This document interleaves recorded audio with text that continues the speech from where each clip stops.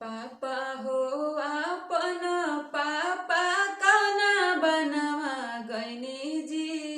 पापा हो आपन पापा कौना बनवा गइनी जी।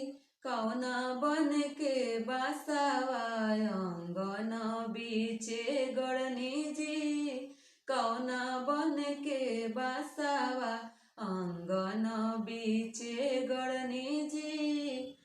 बेटी हो आपन बेटी वृंदावनवा गइनी जी। बेटी हो आपन बेटी वृंदावनवा गइनी जी। वृंदावन के बसावा अंगन बीचे गड़नी जी। वृंदावन के बसावा अंगन बीचे गड़नी जी। चाचा हो आपन चाचा कौना बनवा गइनी जी। चाचा हो आपन चाचा कौना बनवा गइनी जी। कौना बन के बसावा अंगन बीचे गड़नी जी। कौना बन के बसावा अंगन बीचे गड़नी जी। बेटी हो आपन बेटी वृंदावनवा गइनी जी।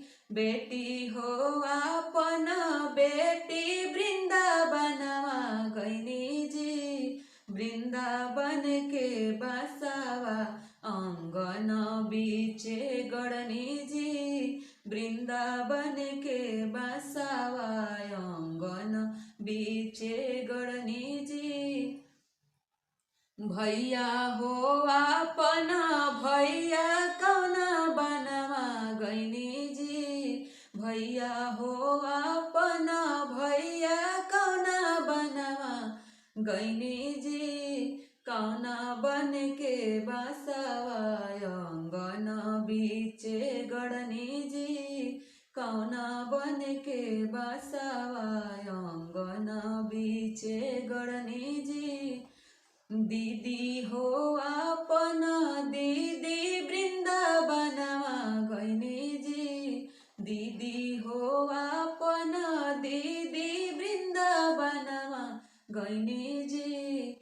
वृंदावन के बसावा अंगन बीचे गड़नी जी। वृंदावन के बसावा